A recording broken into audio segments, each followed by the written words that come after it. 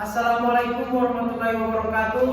Waalaikumsalam warahmatullahi wabarakatuh. Baiklah, pada kesempatan kali ini kami akan menjawab pertanyaan-pertanyaan atau tugas yang diberikan oleh Bapak Adriani. Yang pertama akan disampaikan oleh saudari Fenia Firlana. Kepada saudari, persilakan. Baiklah, atas kesempatan yang kita berikan. Pengertian dari bank pembiayaan rakyat syariah adalah bank syariah yang dalam kegiatannya tidak memberikan jasa dalam lalu lintas pembayaran. Nah, salah satu contohnya yaitu sebutkan contoh lalu lintas pembayaran antar negara. BPRS ini hanya ada di Indonesia, tidak ada di luar negeri. Nah, jika kita ingin berpergian ke luar negeri, ya otomatis kita harus menukarkan uang itu ke mata uang asing. Itu dia salah satu contoh pembayaran antar negara agar dia berjalan dengan stabil. Oke, baik, terima kasih. Saya akan melanjutkan pertanyaan. Apakah sistem keuangan syariah mampu menciptakan sistem keuangan yang stabil? Menurut definisi baku, stabilitas sistem keuangan secara internasional masih belum terwujud.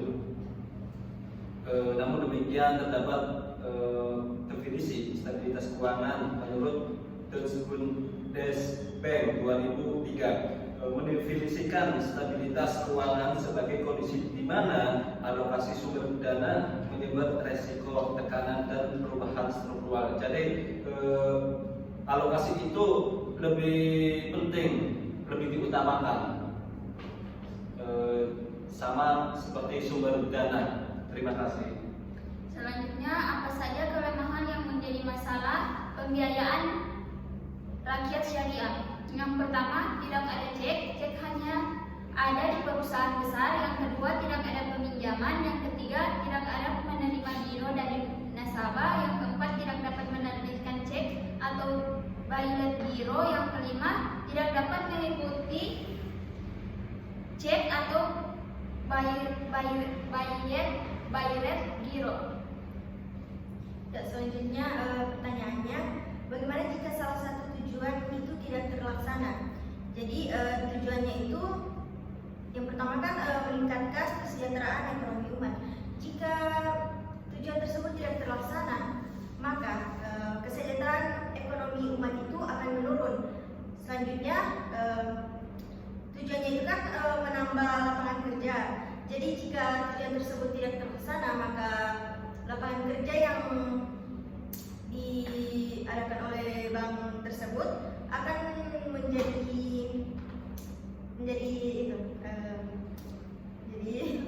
menjadi lemah.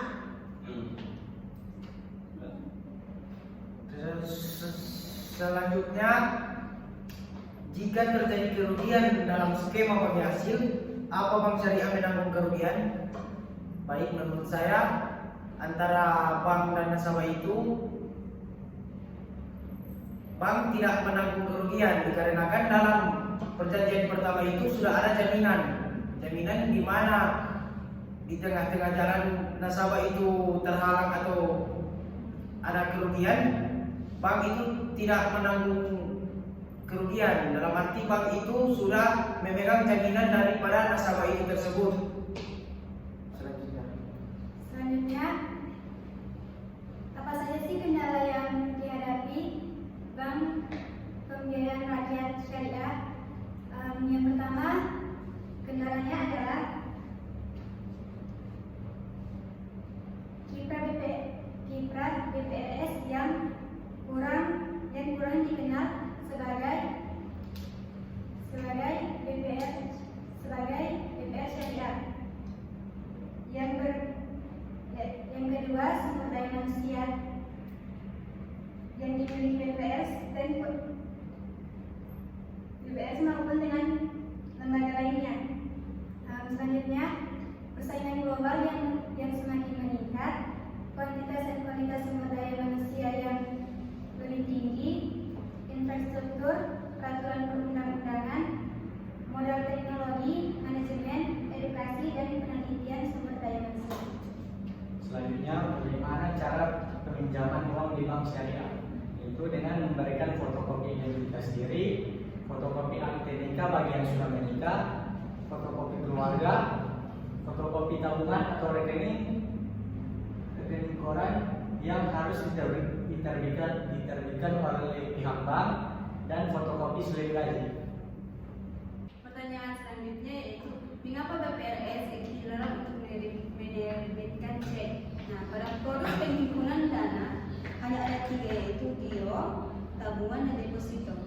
Giro adalah simpanan yang penarikannya dapat dilakukan setiap saat dengan menggunakan pilihan giro atau pemindah dukungan. Deposito adalah investasi dana berdasarkan akad pendalaman. Nah, kenapa cek itu dilarang? Yaitu karena cek itu hanya untuk perusahaan, sedangkan BPRS itu diperuntukkan untuk rakyat kecil. Seperti rakyat kecil, dia hanya untuk simpanan amanah. Misalnya titipan amanah berupa dana infak, sedekah, dan zakat. Artinya itu dia middle antara rakyat kaya dengan rakyat yang miskin. Dia middle. Sedangkan cek itu hanya untuk perusahaan. Misalnya ada jaminan ketika perusahaan itu ingin meminjam uang di bank, maka harus ada cek tersebut. Selanjutnya, apa yang dilakukan oleh perbankan syariah agar dapat terus tumbuh dan berkembang? Antara lain, penetrasi pasar,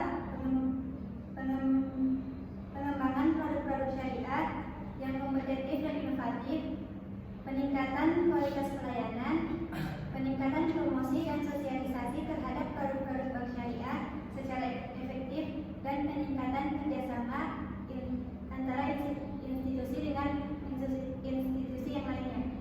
Pertanyaan selanjutnya, bagaimana peran bank umum syariah mengimplementasikan bank syariah memegang peran sangat penting dalam mendorong laju pertumbuhan ekonomi Indonesia? Ini dapat dilakukan dengan menumbuhkan sektor investasi melalui dana pihak ketiga dan menumbuhkan pembiayaan melalui pembiayaan yang diberikan kepada masyarakat.